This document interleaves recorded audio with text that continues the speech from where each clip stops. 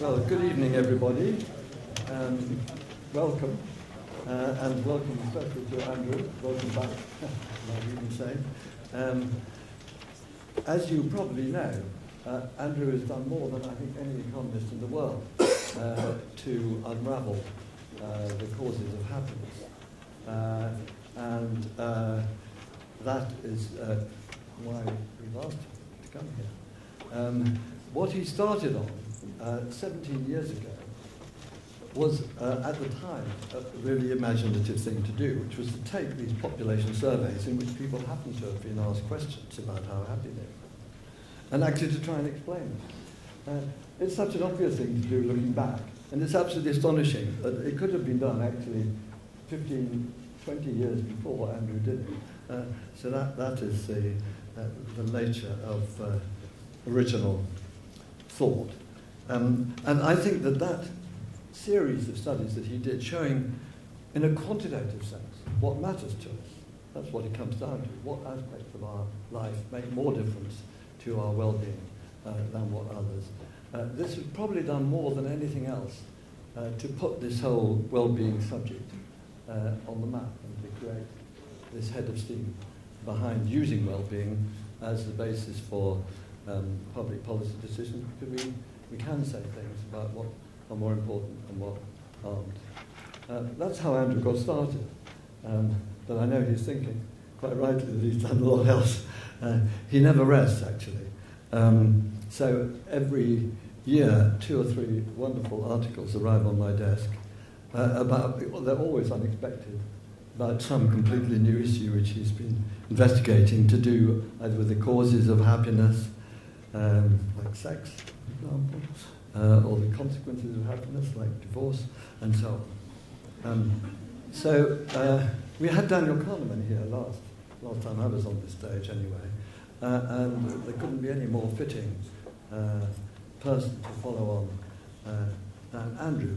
It's also extremely fitting that he should be here, because this series is the 21st anniversary celebration of the Centre for Economic Performance, and Andrew was one of the founder members of our centre. And actually, we've been trying to remember, but I believe he's the first person who invited Daniel Kahneman to the LSE all those years ago. Andrew joined us as a Labour economist when he'd been writing really important papers on wage behaviour, unemployment and the like, and he left us as an economist of happiness when he went to Warwick, which is where he currently is, except that he's visiting Bonn. And I think that this transition from being a Labour economist to an economist of happiness is one which more people ought to make. So Andrew is a great example to us all as a scholar and as somebody who can see the wood for the trees. So Andrew, welcome back, and tell us about herd behaviour and keeping up with the Joneses.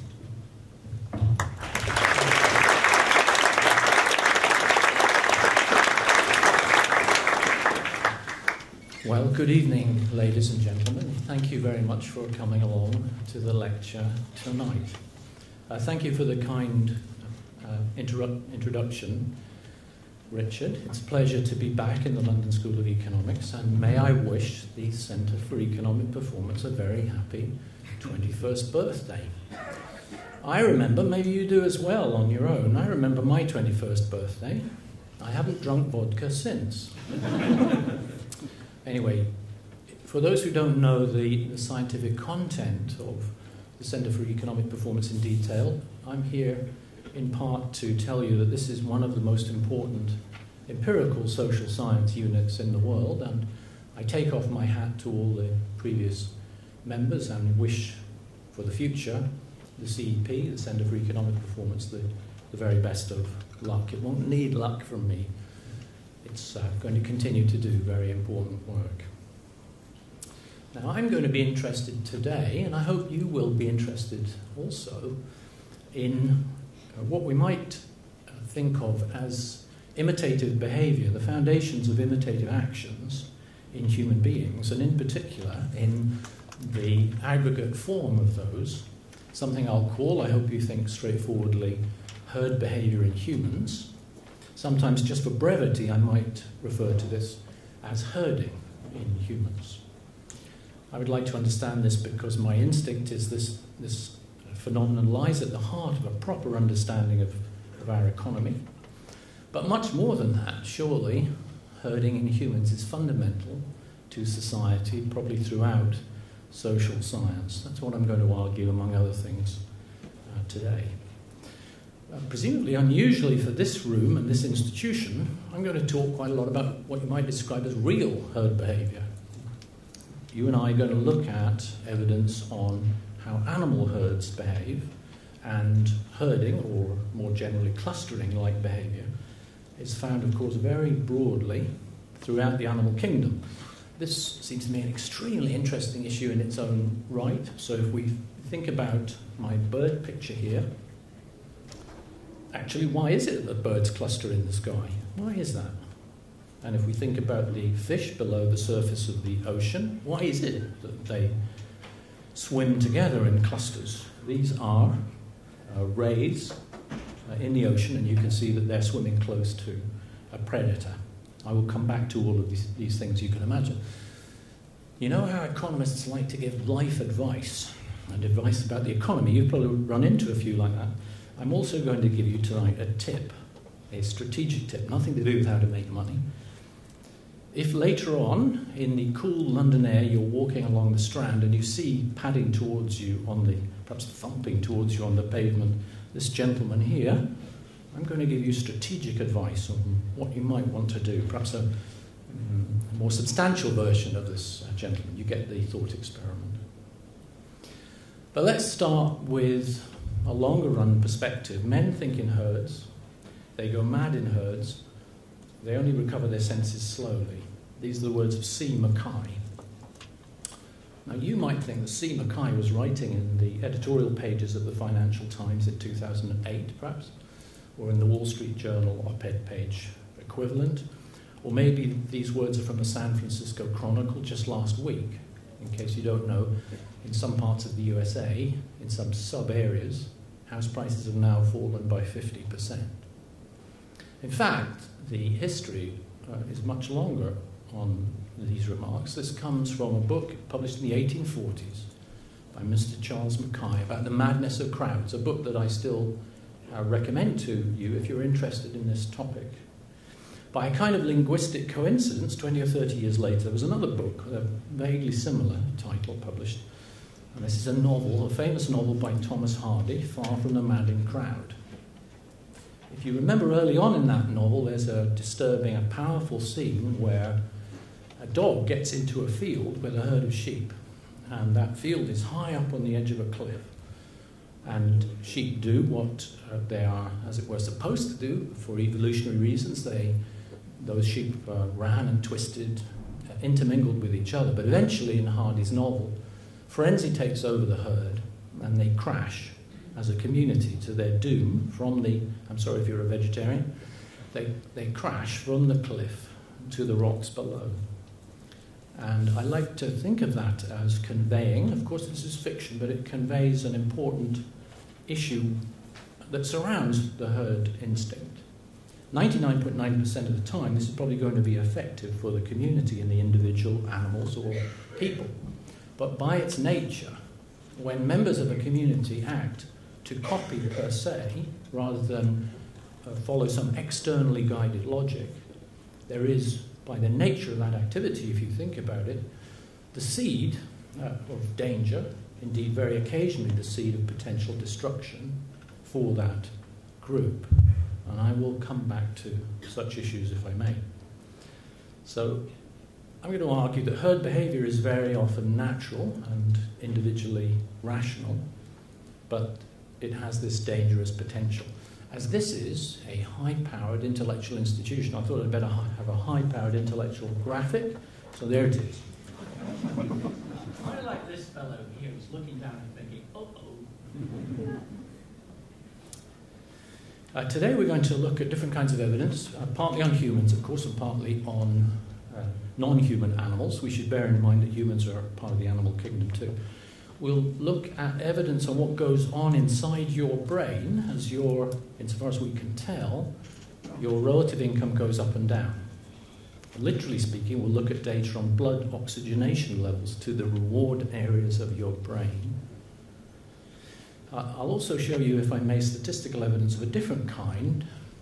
Cutting a long story short, this evidence will come from what we might describe as happiness equations, where we take mental well-being scores for random samples of people. We treat those scores as a kind of dependent variable. If you've got an economics degree, you might want to call it proxy utility. And from such evidence, I'll show you, we find all sorts of interesting things to do with relativities. And finally, we'll look at some of the mathematics on actual herd behaviour. I'm going to say a number of other things as I go along. These will be slightly more technical. I'm hoping that at least 80% of the lecture is in reasonably plain English, but this bit here is a little more technical, so I hope you'll bear with me if you don't come from a social science research background per se. I think happiness data, I mean by that, answers in happiness or satisfaction or mental health surveys offer us interesting potential as proxy utility numbers.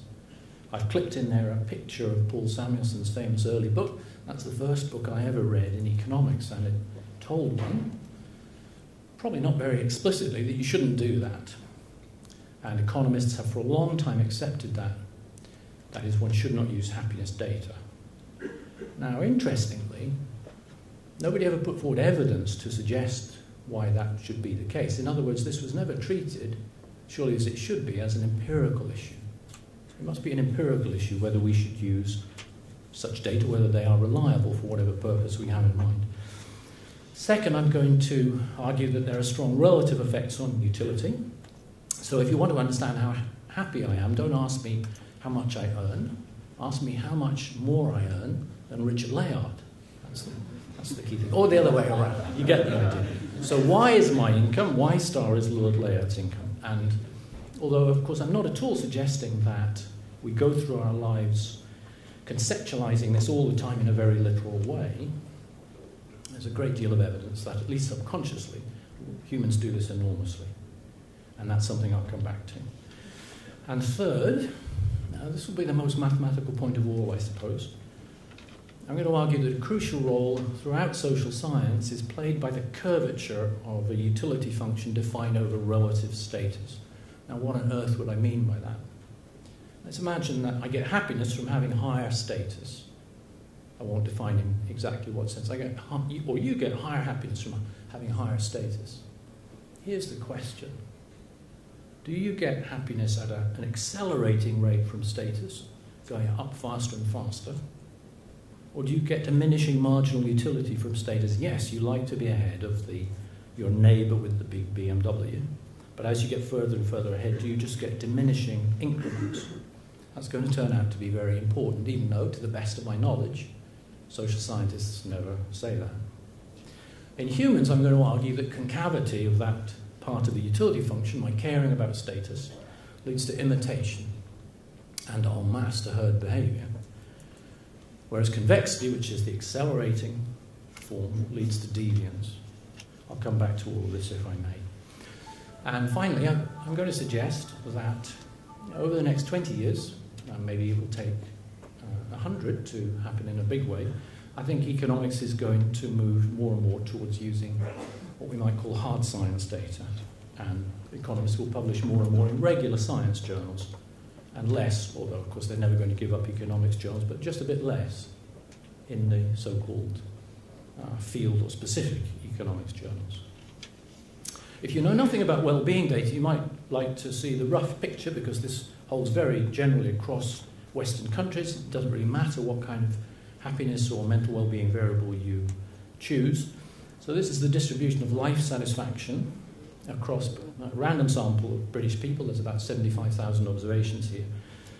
Researchers don't use the actual numbers, they just use the ordering, but 7 in this scheme, this is from the British Household Panel Study, is completely satisfied, and 1 at the bottom is completely dissatisfied. If you're interested, 16% of British people say, I am completely satisfied with my life, which I always think shows a certain lack of imagination myself. But there you go, that's the democracy of mental health and happiness surveys. People get to describe, in their own words, how they feel about their own life. Here's the classic article on herd behaviour. If you go to the Web of Science or any big search engine and you type in herd, H-E-R-D, and then you press the submit button, you will find across the sciences and the social sciences since the Second World War that there have been about 27,000 journal articles that have herd in the title, or in the abstract, or in the keywords. Of course, a fair proportion of these are in zoology kinds of journals and general science journals. And if you order those by how commonly they've been referenced by other scholars later, or in other words, in the modern jargon, you order them by how often they've been cited, C-I-T-E-D, then this article comes way at the top of the 27,000. Hamilton was an interesting man, William D. Hamilton. This article was written just a few streets away. He wrote this in Imperial College. I never met him. To my knowledge, he died in the year 2000. He graduated with a second-class degree and always described himself as quite a poor mathematician. He'd had an accident with his father's explosives when he was a young man. He lost some fingers from his hand. He was deeply interested in nature. This is easily, as I've explained, the most cited. You could, by that narrow criterion, call it the most important article ever written on herd behaviour. Insofar as I can tell from all my bibliometric searches, probably not perfect, but approximately okay, this article has never been cited in an economics journal. It has never been cited in a political science journal. It's never been cited in a sociology journal. Now, what are we to make of that? The most important paper on herd behaviour in science is completely untouched by the thinking of economists, or perhaps we should say vice versa. There's a stark dichotomy there. If herd behaviour in humans is of a completely different character than herd behaviour in non-human animals, then although it might not be terribly good scholarship, that Hamilton's paper appears to be unknown to the economists and the sociologists and others who are interested in group behaviour, then that wouldn't be disastrous substantively. You can probably guess from the fact I'm standing here that I don't think we can relax about that issue. My own view is that an understanding of this article and of herd behaviour in non-human animals is probably central to an understanding of herd behaviour in ourselves. You may like to know he graduated from the London School of Economics. I almost forgot to put up this little clip. Nothing to do with biology or herding or mathematics or anything of that kind. He graduated with a master's in human demography from the school. So why does herding actually happen? I'd like you to imagine, ladies and gentlemen, I wonder if I can turn this on. If I talk like that, can I be heard? Is that on? Yes, I guess it is. I'd like you to imagine that 5 seconds from now, 4, 3, 2, 1, there's an incredible crash in the lecture theatre. Those doors fly open, and in comes a Tyrannosaurus Rex dinosaur. A Tyrannosaurus Rex, T-Rex dinosaur. And the T-Rex is hungry. It looks up on the stage and it thinks, yummy, economists for dinner tonight. And it comes fast towards me. As far as we know, a T-Rex stood about twice as tall as I stand. It weighed probably 4 or 5 tons. It was one of the fiercest predators, of course, in the dinosaur kingdom. And there's a debate about how quickly it could move, but generally the view is it could move at about 25 kilometers an hour. And that's fast enough to scare me. I don't know about you. So the T-Rex is advancing on me with its jaws open wide, and it's hungry tonight for economists. What is my rational strategy? What is my rational strategy? You might think that it all depends really on my absolute position in the 2 dimensions, or perhaps even conceivably 3 dimensions in the room, my absolute position. But actually that's not true. What matters is my relative position.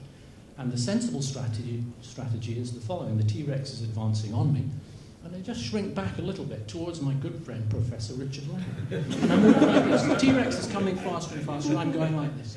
At the very last minute, the T-Rex is on me, and I just bob down a little like that. The T-Rex looks down on us and thinks, well, one economist is much like another, takes Professor Layard, lifts him up to the ceiling, shakes him around in the T-Rex jaws, runs out onto the Strand, and everyone is happy. Well, almost everyone. And Richard is an empirical utilitarian, so maybe even he could think of something.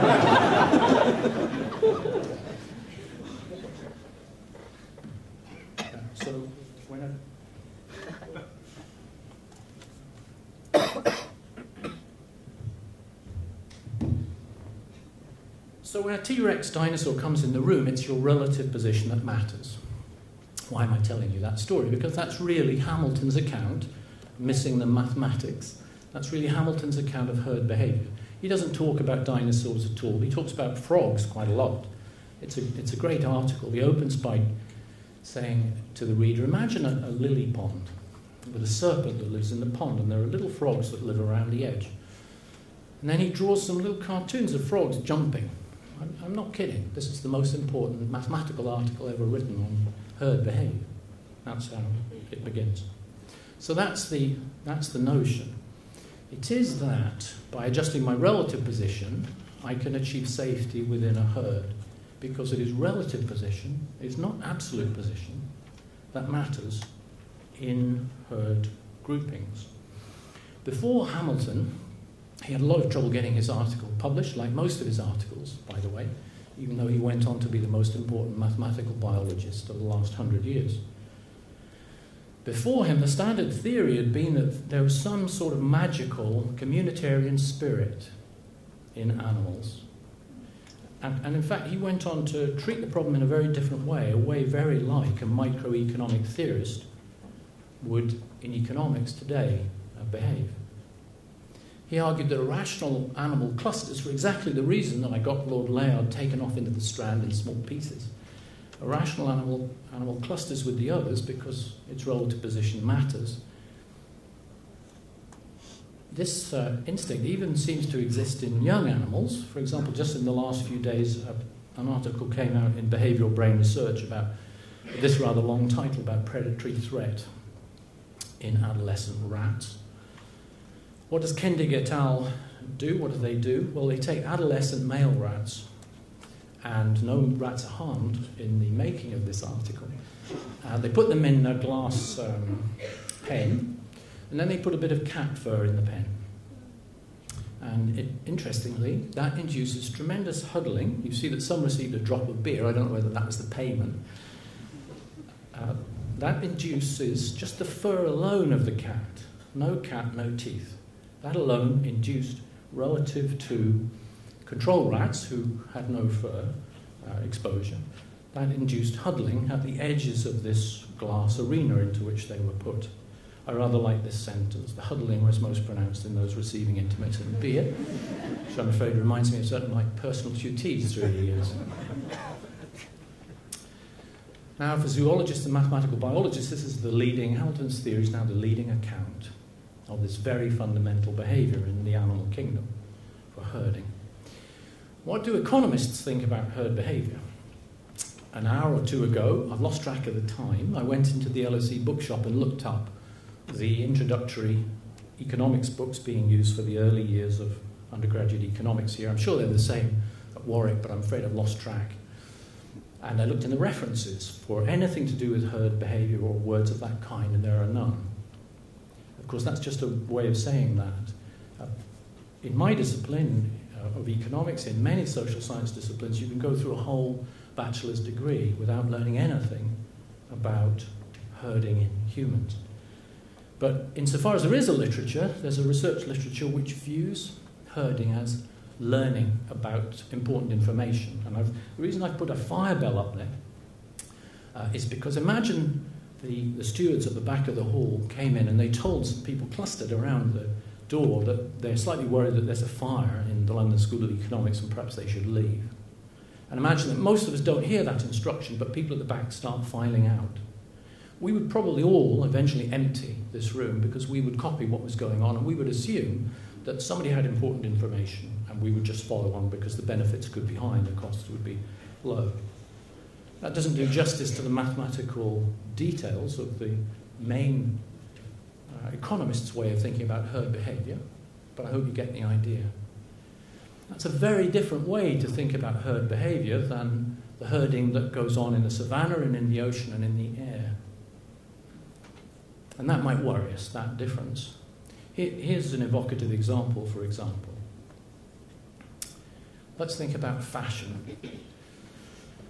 It's not the case that these young women have discovered that having their skirt length this level is what minimises wind resistance through certain kinds of terrain, or that orange is particularly good for reflecting the light if the temperature goes to 71 degrees, or anything to do with the curvature has an evolutionary advantage. None of these things is true. Yet fashion, Richard and I, as an approximation to a Martian, and most of you, I'm afraid, would look like we're wearing identical clothes. This is not because we've discovered that there's something really evolutionarily sound about this style of dress. This is just fashion. And that's a kind of herd behaviour. We need an intellectual account of imitation in humans that can explain this very common sort of behaviour. So I think we need to bear in mind human imitation and herd behaviour is driven by keeping up desires, or desires over relative, concerns over relative position. Before I get to equations, let's reason in a broader way. Let's just do inductive social science, no t-tests or chi-squared tests, no calculus. Let's just think and look at the world if we're trying to understand this issue. Now, consider your wrist. That's possibly not a sentence you often see in economics kinds of lectures. Here's a watch. This watch has a black strap, a white face, a silver surround and silver hands. This watch keeps perfect time. We now have the technology to ensure that by the normal rhythm of life, because this watch loses only a few seconds a year. I'm going to call this a perfect timekeeping watch. You can go home tonight, ladies and gentlemen, I'm not on commission, and buy this watch on the internet for €5. Here's another watch. This watch has a black strap, a white face, a silver surround and silver hands. This watch also keeps perfect time. The watch has the slight disadvantage, at least to my eyes, that when you glance at it, it's actually a little bit difficult to tell the time on it. But it has the offsetting advantage that if you're unfortunate enough, one day in your life, perhaps out of sheer boredom towards the end of Professor Oswald's lecture, to fall into a coma and get taken off in an ambulance with a blue flashing light to Charing Cross Hospital or wherever the nearest one is, and you wake up in March 2012, this watch will tell you the month in which you've awoken without you having to ask a nurse. You can go home tonight and buy this watch on the internet for €500,000. Even with London house prices as they are, I guess you can get a flat in a Barbican, can you, for €500,000. I'll just show you that again, because this is, I think on most undergraduate economics textbooks, this is impossible. €5 and €500,000. Why am I interested in this? Well, I think that watches, especially men's watches, are an incredibly interesting commodity for a social scientist, because they really only have one function. Now, you could argue that there's some jewellery value to a watch. You could, if you were really wanting to push the argument. But the truth is, in Western society, ladies and gentlemen, men, as an approximation, don't wear jewellery, and even if I wanted to, I could wear a large gold bracelet or a silver something or other, and so on. So whatever the intellectual framework that you want to bring to the world, and I understand it might be rather different from mine, I hope we could accept, both of us, that we need some conceptual explanation for the fact there's nothing to do with tests, there's nothing to argue about. These are brute facts. We need an intellectual framework that can explain how, in equilibrium, you can have this. It's quite a remarkable fact. Because I've been interested in watches for a little while. Here's a Rolex strapline, a Rolex advert. A watch defines a man's look and tone. Now, I don't know about you, but every now and then I go through life and I come upon a sentence where I think, I know what every word means. It's just that when you arrange them in that string, I'm not really sure. And I still don't know. Would you like to see the picture that goes with this Rolex strapline? I'm hoping that you do. Here it is.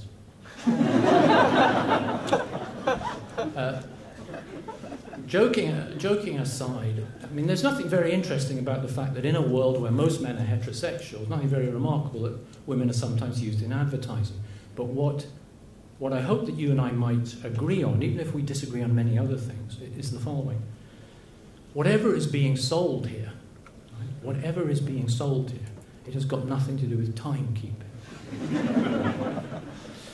The only way I can make sense of that kind of social science fact is that humans are frightened of falling behind.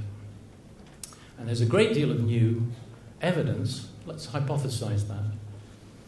People have been remarking on this possibility, including Richard Layard, for a long time. James Dusenbury, the late James Dusenbury, said these things for a long time at Harvard. Richard Easterlin, still going strong at the University of Southern California.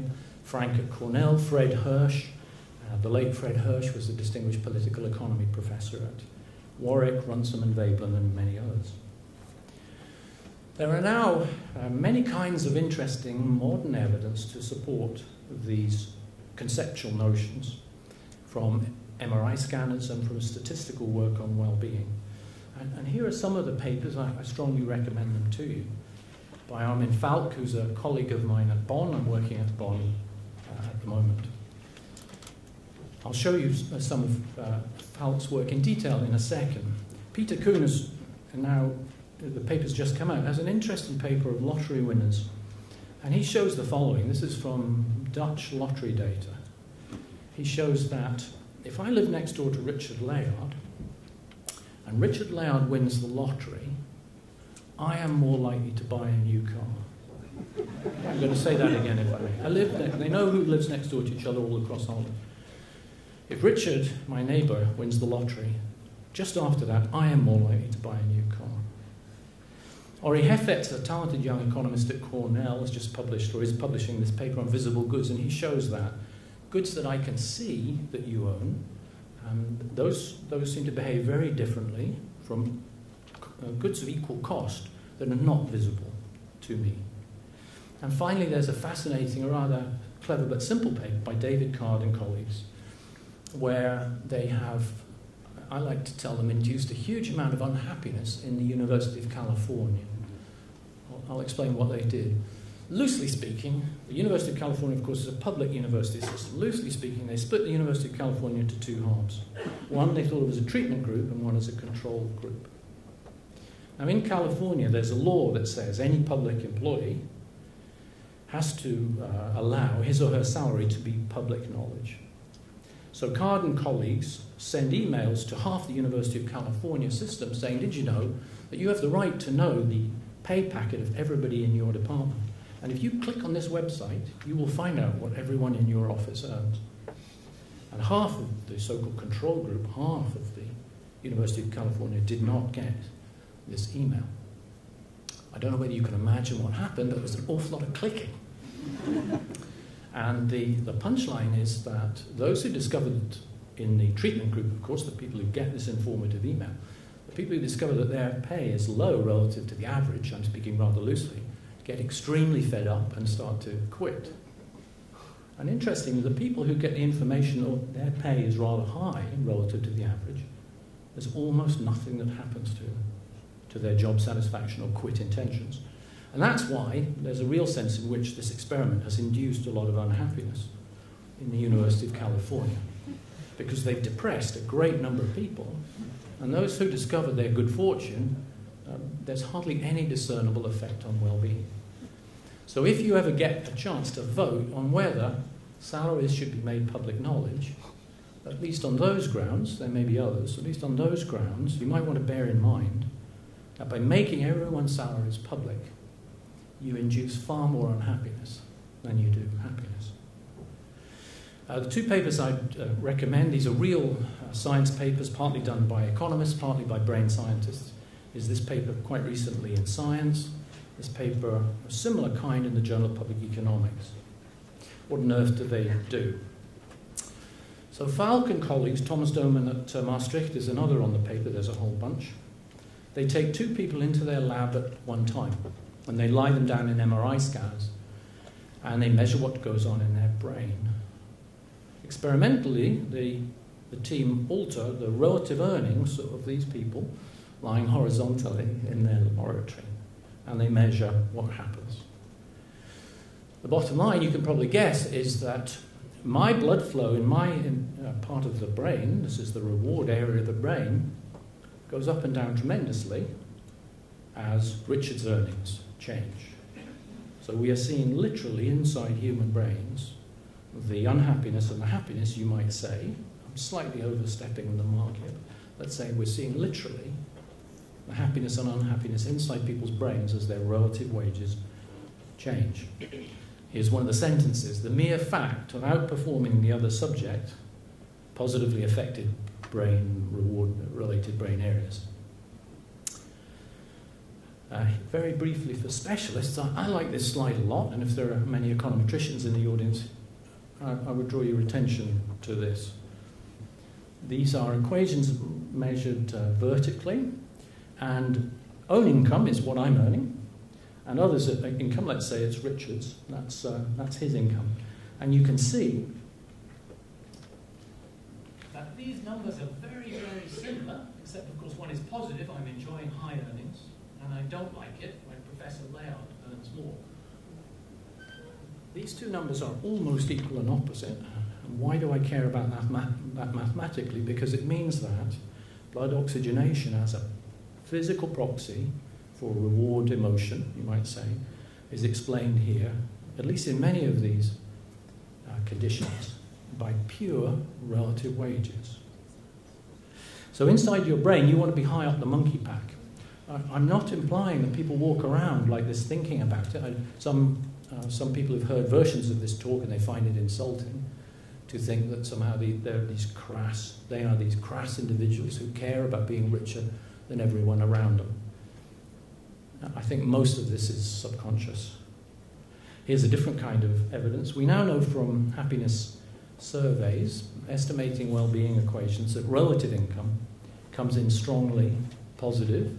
People like being relatively richer. Absolute riches is not the key. Again, that's very consistent with the brain science evidence. You can find the literature in places like Luckman's QJE article. I've got a hand in an early paper, Andrew Clark's work, Gordon Brown at Warwick, Card, and many others. This is my colleague Andrew E. Clark, who worked at the Centre for Economic Performance a long time ago. And if you think he looks like a Parisian playboy, that's because he is a Parisian playboy. I tell him he's a Parisian playboy anyway. Why would we care about these things? Let's look at some data. This is the price of housing in the United States over 100 years, expressed relative to the price of other things. And you can see that it's about the year 2003. That's about 2003.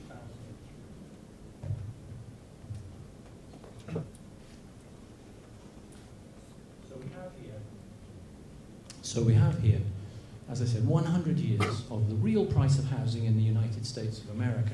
And you can see that, although it was low during the Great Depression, really that price of what it costs to buy a home had run essentially flat for nearly 100 years. Then in the year 2003, it reached its highest ever level for 1 century, and then it doubled again. It reached the highest level and then it doubled again up to here. People were still buying houses at that point. There were still many economists saying there is no housing bubble.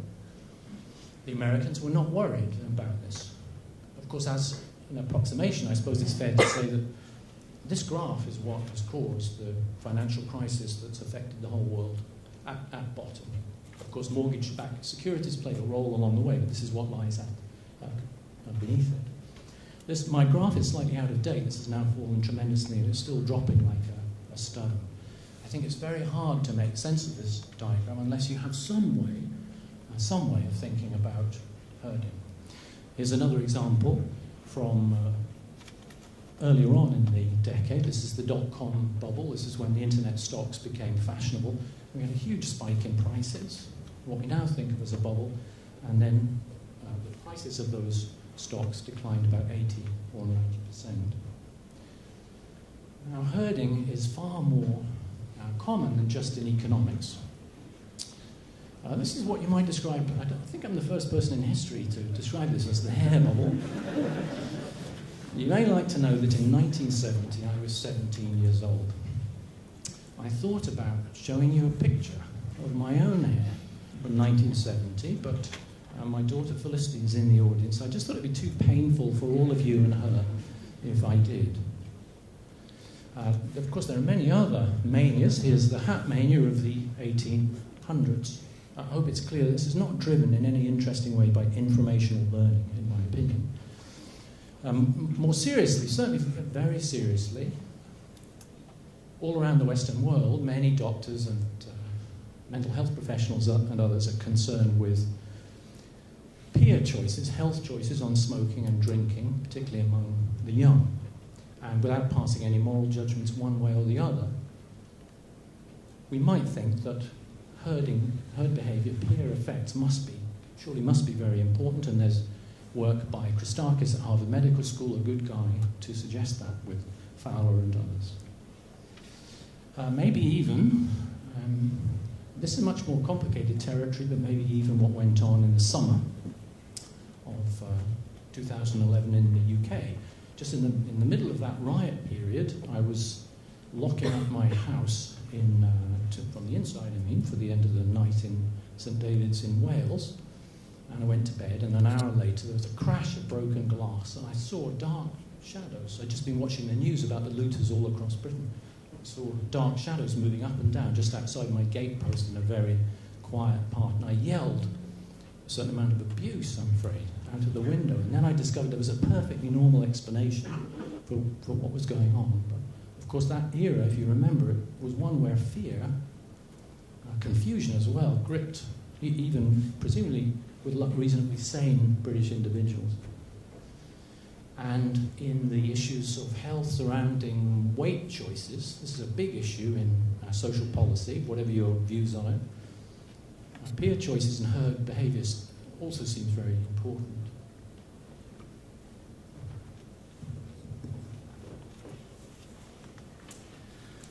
I want to do a little bit of mathematics now, because I want to think about how would we make sense of all this in a more careful and more formal way.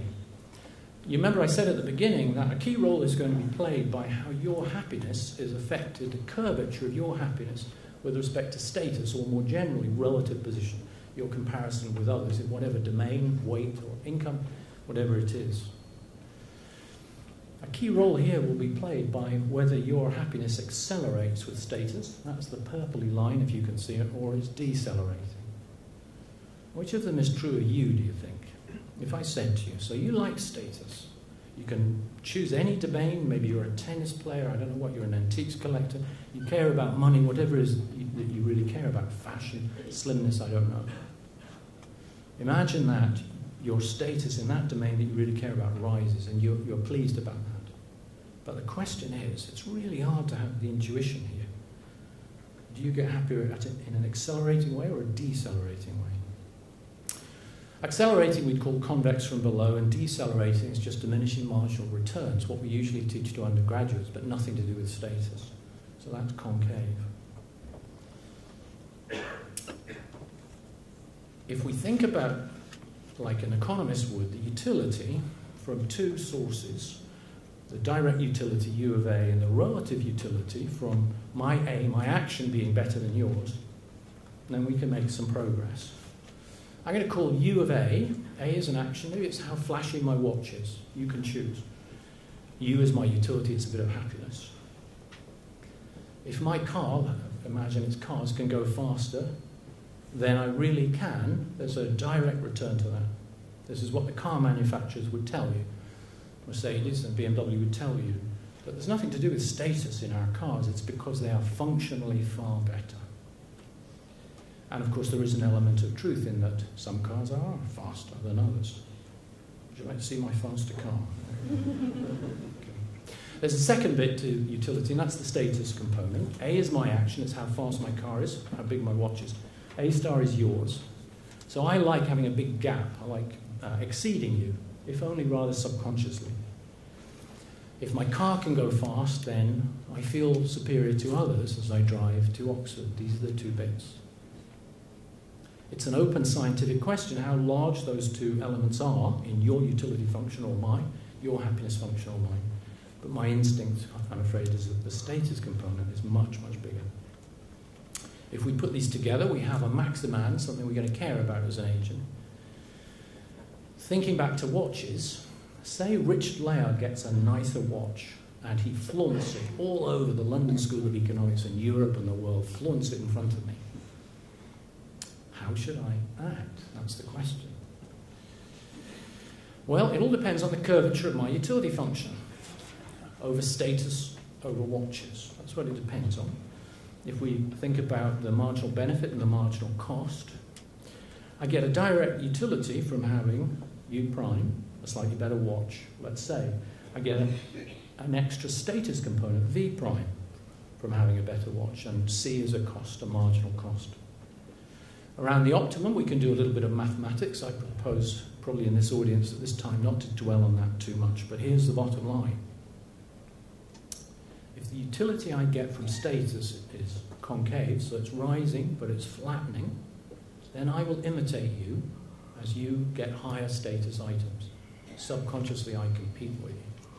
It's because when the gap between you and me shrinks, my marginal utility from status rises. And if there's accelerating utility from status, then I will do the opposite of you. If Richard gets a fancy watch, or a fancy car, or a fancy apartment, I do what some Americans call downshifting. I deliberately turn my back on the materialism. I say I don't approve of that, and I go in the opposite direction. I wear a yet cheaper watch, you might say. That's the logic of this mathematics.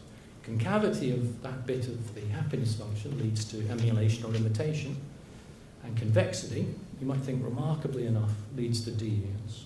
I do the opposite. Now, why would we need a theory that can have both these curious kinds of behavior? Well, take the case of obesity and thinness. Over the last few decades, we've seen a really remarkable outcome, I think. I remember I went to the United States in 1983, and of course I go back a lot, and there have been enormous changes in normal body weight. But at the same time, even though most people have got far fatter in Western society, some people, particularly women, have chosen to go in exactly the opposite direction. They've chosen greater thinness than was true in the 60s. So somehow or other, we need a conceptual framework that can explain both obesity and anorexia at the same time in a society. Not an easy thing to do, you would think. When might V dot be convex? Remember, that's the bit that's going to give me anorexia in the face of growing obesity. I've thought about this for a while. I don't have magic solutions on this, but let's think about Nadal and Federer. Let's think about Wimbledon. Imagine you are a fabulous tennis player. Richard Layard is a good tennis player, by the way. Imagine you're going up the world rankings. I want you to think about how you feel about the extra happiness. See, here you're going to have strongly accelerating happiness. This was where the happiness is going to be convex over status, because going from 8th in the world to 7th in the world is a fantastic thing. But now imagine going from 3rd in the world to 2nd to 1st. I hope you might agree that in this kind of thought experiment, this is not diminishing marginal utility from extra status. This is powerfully accelerating. So maybe this is a clue. Maybe the happiness from status goes convex, that is sharply accelerating, at the extreme end of a status distribution. I know it sounds weird mathematics, but if you just live with me. What might be the prediction from that? Well, we would see that the extremes would occur at the most elite end of society. And I've clipped this in partly because Paris Hilton is a socialite who's known for being thin, and also because of this quote from the famous Mrs. Simpson in British history: "You can never be too rich or too thin." Quite a remarkable thing to say when you think about it. Overall, in my judgment, this parameter, which is the curvature of the happiness you get from your status, whether you're conscious of it or not, I think that's one of the most fundamental parameters in the whole of social science. To the best of my knowledge, it's not discussed in any economics book, or sociology book, or political science book, and probably not in any psychology text as well. We have very little idea of what sign or size this thing is. Of course, there's no reason why you have to agree with me that this is a fundamental parameter, but I hope even if you disagree with me, you might find it provoking. Why might any of this matter? Here's an evocative quote. In a poor country, a man proves to his wife that he loves her by giving her a rose, but in a rich country he must give a dozen roses. You know, there's a lot of very profound, simple social science wisdom in that sentence, in my opinion. I wonder if the person in the room who wrote that sentence would like to raise his or her hand. Now, this is economist Richard Layard. He apparently has forgotten.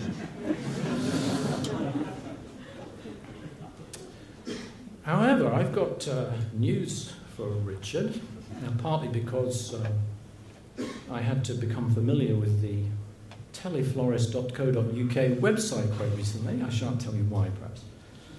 Not for the reason I'm about to explain, a related one. 12 roses, ladies and gentlemen, 12 roses to prove that he loves her. Let me introduce you to the love special, Richard. And the serious point here, apart from the fact that I hope Richard now knows what he should be giving for Christmas, is that, of course, it's a very apt example of precisely the process that Layard has worried about for a long time, and other scholars. That is, if we live in a world where we care intensely about relative income, and of course the tide of economic growth just lifts all the boats together, 2 BMWs, 3 BMWs, 4 BMWs, 50 roses, see, we have a fundamental practical problem as well as an intellectual one in society. And if you think that this is how the world works, then really we need to tell the politicians to think about how are we going to respond rather than running away from this deep fact, if you believe it in human beings. And this might be, I like this picture.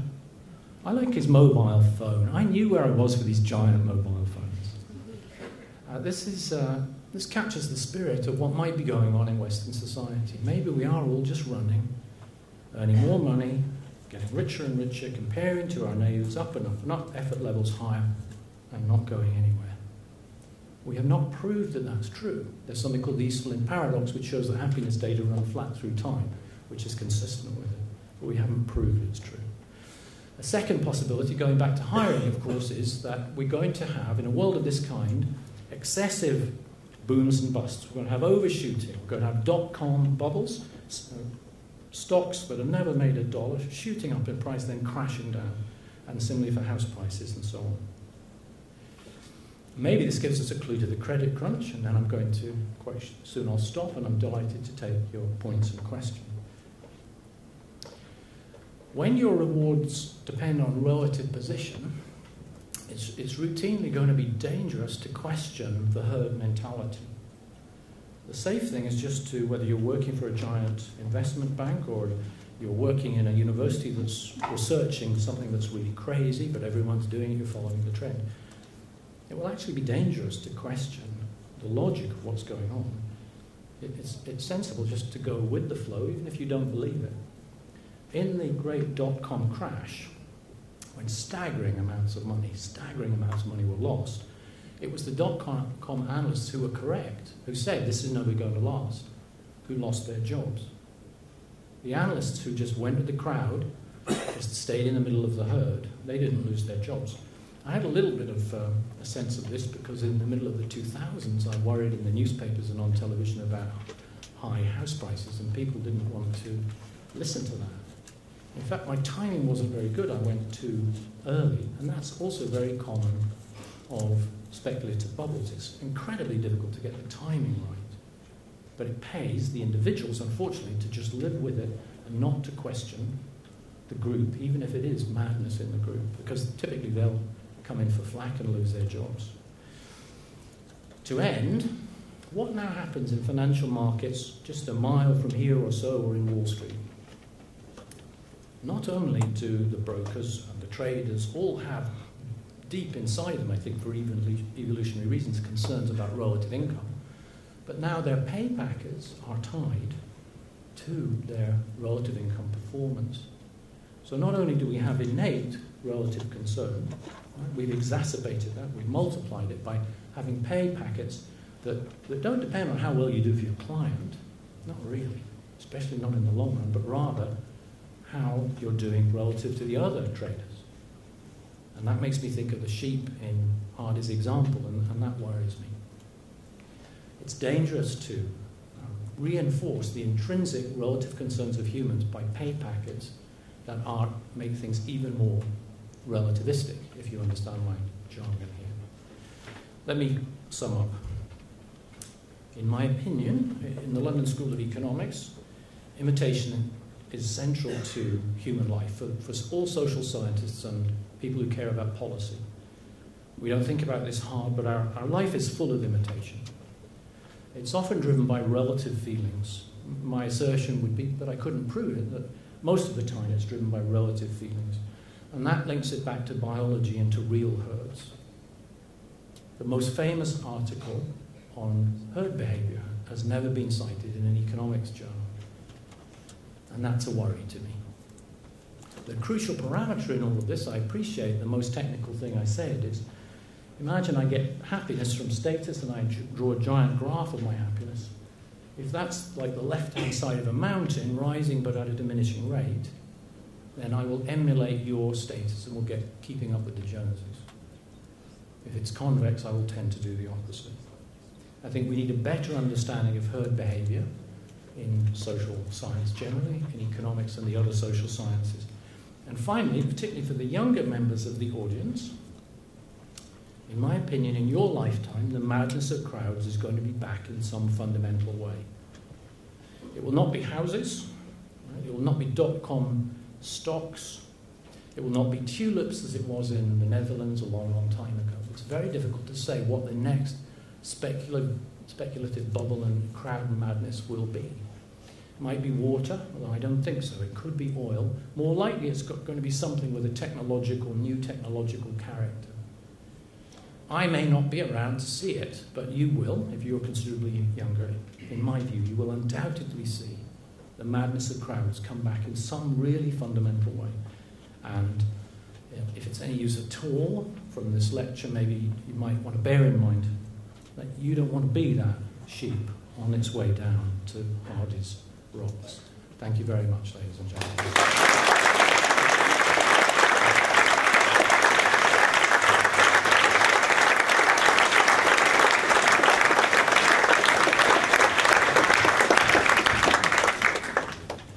Wonderful, thank you so much. I told you you'd get something very interesting, and you have. Who would like to start this off? Who would like to ask the first question? Yes. You talk about the. Sorry. You talk about the madness of crowds, as you call it, but it seems to me from some things that you said that the best thing to do is simply to follow the madness. The best way to survive. So, I mean, how do you resolve that situation? Because inciting people into madness seems dangerous. Okay. You make a very good point. Individually, nearly all of the time, it will pay you to go with the herd. But if we're thinking about how the economy functions, or how our society functions, or the collective well-being of the group, then maybe we need to think about how to alter that and to bring in different incentives. In my admittedly somewhat mathematical way of thinking, maybe we need to move away from reward functions that are heavily concave from below. Now that would be a very difficult thing to explain to politicians. So the broad point is, if we believe this kind of thing, maybe we need a policy for dealing with herd behaviour.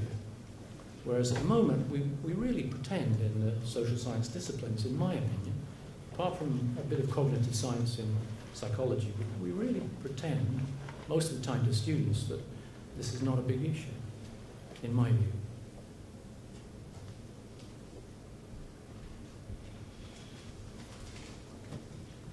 Sorry.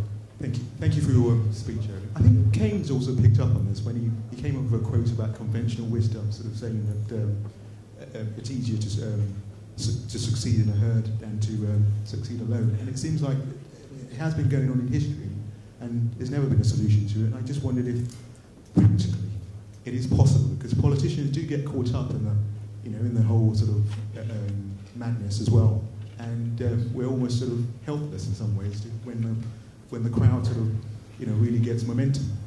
Yes, you put it well there, I think. There is a sense in which individuals, large numbers of individuals, are helpless, just like the sheep getting too near, where the herd gets too near the edge of the cliff. But it's our job as social scientists and thinkers about the world, if we're any good for anything, to try and work out, well, how could we design a world where we could do better as a society? Of course, Keynes and others have mentioned herd behaviour. And we have a small literature, as I've implied, on herding as informational advantage. But most of these ideas are quite absent from the social science literature, apart from the tiny bits that touch on mathematical biology. I'm afraid I don't know how to, in detail, fix all of this. So this is a highly imperfect lecture for all sorts of reasons, but of course I'd like people to start thinking about facing up to humanity and then thinking, well, how the heck are we going to stop this happening next time? Because it will happen next time.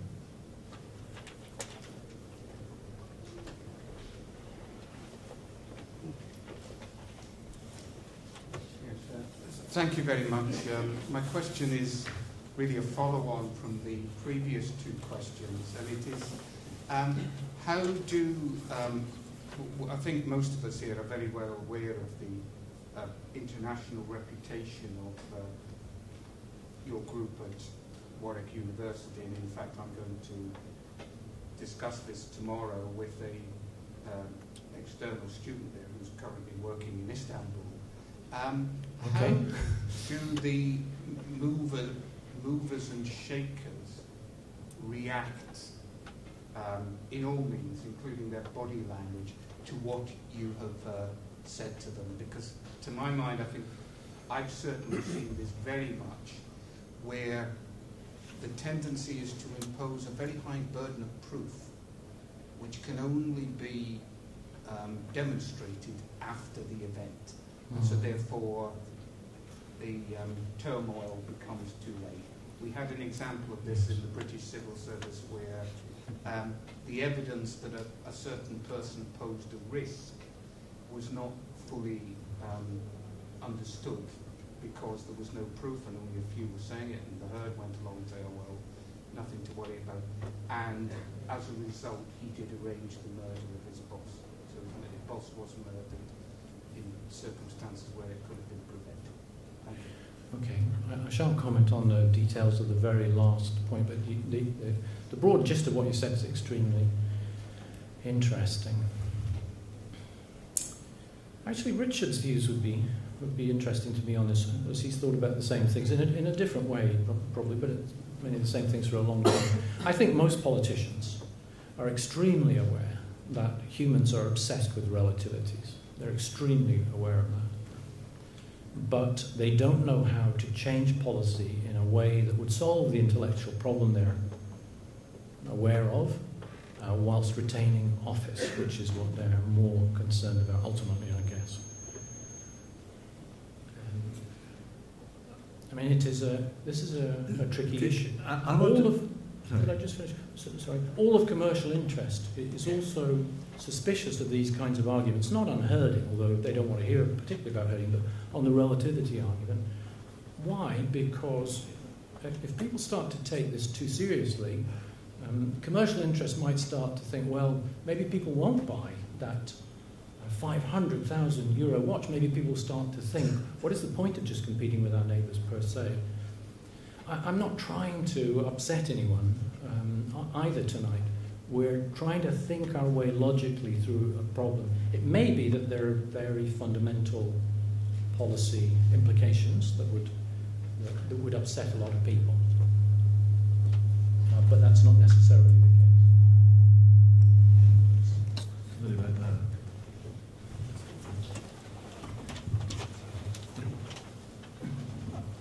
If we could perhaps sit. May I speak? No. Yes, yes. If we could perhaps expand that idea of relativity from the inanimate watch to social groups, comparative social groups. An oft-made comparison is between Asian societies and their sort of collective socialization as opposed to the West and its kind of individual kind of mentality, individual aspiration, and what that can perhaps say about herding behavior. That perhaps, although individualization is something that's rewarded, but it seems to be when it sort of anticipates where the herd is going, rather than proposing something different. So I'm interested in this idea of deviance and what motivates deviance in the herd and what consequences that may have. Yeah. You've touched on quite a few issues there. On West and East, I'm not sure entirely what to say. I've heard this line of argument quite a lot in the past, partly in my happiness work, that humans in the East perhaps have different values or a different happiness function, different kind of determinants of happiness. And that may be true. I suppose I'm doubtful that there's much difference in deep relativistic concern, because I think if we put citizens from the East in these MRI scanners and we change their relative income, we'd see much the same blood flow. Or in other words, I think that this has probably been bred into us by a trillion years of evolution, and it's just deep inside all kinds of humans. On deviance, well, I tend to think in this rather mathematical way, as deviance comes from the convexity of the utility function. But if I look at the sociological literature, then, of course, that's not how people have conceived of deviance. And somehow or other we need to, or at least if I want to have an impact, I need to get my analytics consistent with the way real experts on deviance think. I don't really want to... You had it? I'll come in a bit later. Thank you. You spoke about some of the sort of negative impacts of herding. I just wonder whether there might be some positive. Sometimes herding can be positive, for example, if there's positive health behaviours. Yes. And are there any criteria by which we can think about when it's good and when it's bad? Yeah, fantastic question. Presumably, even in the case of herd behaviour driven by sheer imitative desires because of relative concern, we might be able to exploit that. There are plenty of people who think that Britain should be thinner, for example. I mean, I'm not going to draw a judgment about that particularly, but lots of people, lots of doctors think we should be thinner. And in principle, this way of thinking, the fact that humans are intrinsically imitative, that could work in the other direction. If somehow the government could induce some people to become thinner, if that was the criterion, then at least my way of thinking, and I hope you think it plausible, there'd be a kind of ripple effect where the norms readjust. But beyond that, I'm not sure if I have a great answer to your interesting questions. I wanted to raise. I don't know. Isn't there anybody here who wants to stand up for rational expectations and all of that? Nobody. Well, let me. I mean, we have colleagues in the financial markets group who would agree with some of what you've said, but not all of it, on the question of financial boom and bust. So they would say, yes, it's true that people are being paid, fund managers are being paid on the basis of their relative performance,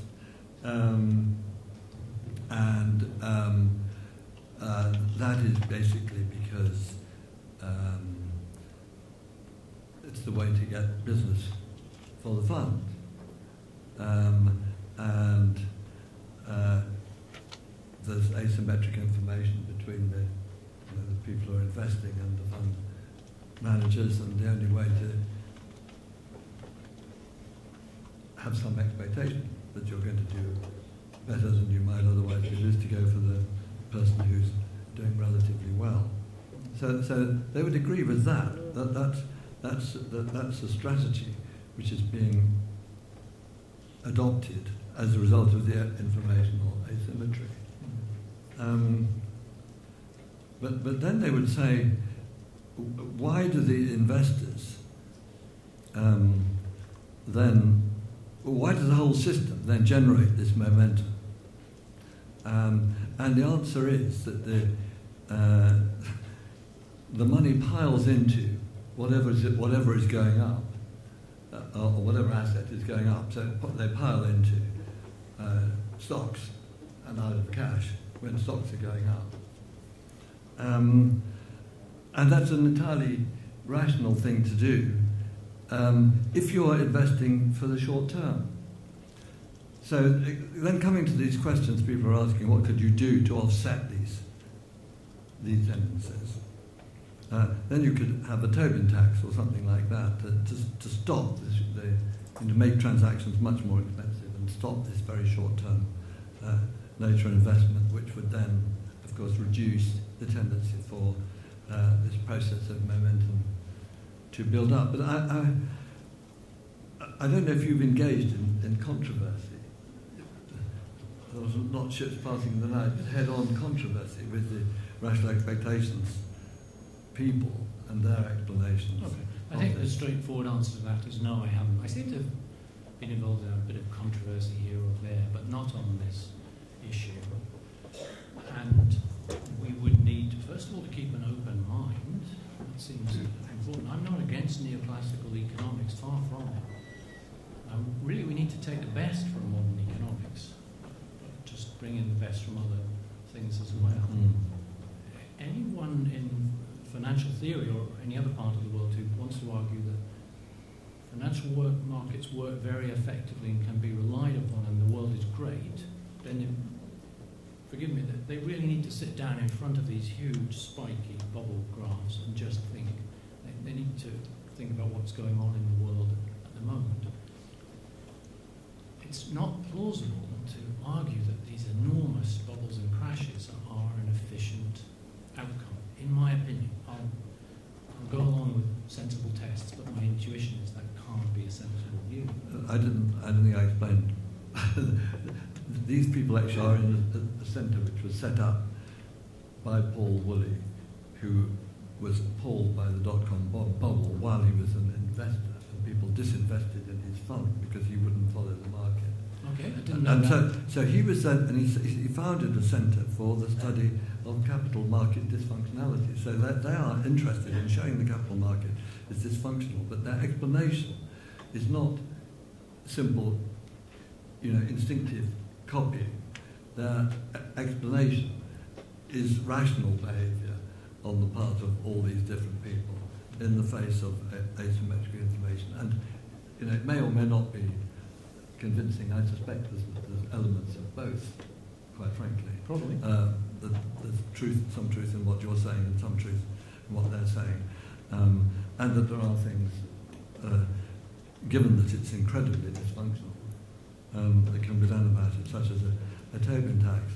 I mean, on the other question of what can be done, of course, I have pointed out for a long time that insofar as the status race leads to people putting excessive effort into the pursuit of relative success when you can't, at the level of society, increase the amount of relative success, that this is a case where actually taxation of the sources of success, say of income, or whatever it is, which gives people their relative status,